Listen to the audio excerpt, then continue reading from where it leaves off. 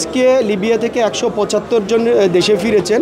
এর মধ্যে কিন্তু মাফিয়া চক্রের আপনারা জানেন মূল হোতা হচ্ছে সাখওয়াত, তাকে হচ্ছে যে ফেরত পাঠিয়েছে হচ্ছে লিবিয়া সরকার। যারা আসছে তারা হচ্ছে যে আইওএমের মাধ্যমেই দেশে ফিরেছে ১৭৫ জন, কিন্তু এর মধ্যে একজন ছিল যিনি হচ্ছে যে মাফিয়াদের হচ্ছে হোতা হিসাবে উনি লিবিয়ায় কাজ করতো, নির্যাতনের মাধ্যমে টাকা পয়সা আদায় করতো, এরকম একজন ছিল। ওনার নাম হচ্ছে সাখওয়াত। তো উনাকে লিবিয়াতে থাকা অবস্থায় আমরা চিহ্নিত করি, কারণ ইতিপূর্বে সাখওয়াতের নামে দুইজন লিবিয়া ফেরত ভিকটিম তারা মামলা করেছে, পৃথক দুইটি মামলা হয়েছে। তো এই মামলার ভিত্তিতেই আমরা তাদেরকে গ্রেপ্তারের জন্য বিভিন্ন আইনশৃঙ্খলা বাহিনীর সঙ্গে ব্র্যাক কাজ করে গিয়েছিল এবং একটা পর্যায়ে লিবিয়ায় তাকে গ্রেপ্তার করা হয় এবং আজকে ১৭৫ জনের সঙ্গে তাকে হচ্ছে যে ফেরত নিয়ে আসা হয়েছে এবং তাকে অলরেডি বিমানবন্দর থানা তাকে গ্রেপ্তার দেখিয়েছে। এবং ইতিপূর্বে আরেকজন মূল হোতা হচ্ছে ফখরুল, তাকেও আমরা গ্রেপ্তার করতে সক্ষম হয়েছিলাম, আইনশৃঙ্খলা বাহিনী গ্রেপ্তার করে।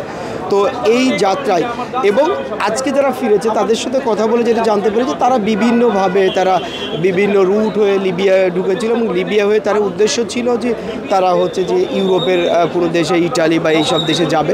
কেউ আবার আছে যে যারা ওখানেই চাকরি করতো, যারা ওখানে নিরাপত্তাহীনতাই ছিল, তারা হচ্ছে দেশে ফেরত আসার জন্য আইওএমের কাছে অনুরোধ করে। সুনির্দিষ্ট অভিযোগ ছিল সাখওয়াত উদ্দেশ্যে হচ্ছে বাংলাদেশিদের নিয়ে জিম্মি করে নির্যাতনের মাধ্যমে পরিবারের কাছ থেকে টাকা নিত এবং সাখওয়াত এবং ভিকটিমদের কাছ থেকে যেটা আমরা জানতে পেরেছি, ভিকটিম নিজেও মানে সাখওয়াত স্বীকার করেছে তার মেয়ের জামাইয়ের ব্যাংক অ্যাকাউন্টের মাধ্যমে সে হচ্ছে টাকা পয়সা লেনদেন করেছে এবং মানে এই ধরনের ইতিপূর্বে বেশ কিছু ব্যক্তিকে আমরা ফেরত আনতে পেরেছি ভিকটিমকে লিবিয়া থেকে, যারা হচ্ছে মামলা করেছে। এবং আজকেও কিছু ভিকটিম আসছে, ভিকটিমের পরিবার আসছে, যারা তারা মামলা করবে বা তারা অভিযোগ করবে, আইন পদক্ষেপ নেবে, সেজন্য তারা ঢাকায় আসছে।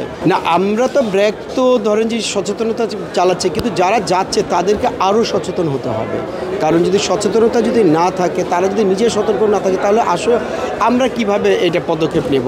তো সেক্ষেত্রে চেষ্টা করছি, ব্র্যাক চেষ্টা করছে যে হচ্ছে যে এটাকে আরও সচেতনতা তৈরি করে এই রুটটাকে বন্ধ করার জন্য।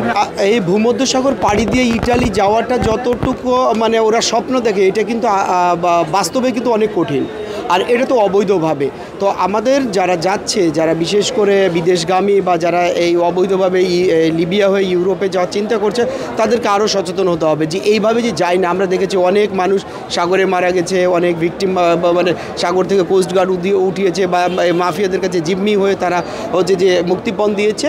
তো সেক্ষেত্রে হচ্ছে যে আমাদেরকে আরও সচেতনতা তৈরি করতে হবে এবং যারা যাচ্ছে তাদেরকেও, যারা সিদ্ধান্ত নিচ্ছে তাদেরকেও আরও সচেতন হতে হবে। আজকে লিবিয়া থেকে ১৭৫ জন দেশে ফিরেছেন। এর মধ্যে কিন্তু মাফিয়া চক্রের আপনারা জানেন মূল হোতা হচ্ছে সাখওয়াত, তাকে হচ্ছে যে ফেরত পাঠিয়েছে হচ্ছে লিবিয়া সরকার বা আইওএমের মাধ্যমে সে ফিরেছে।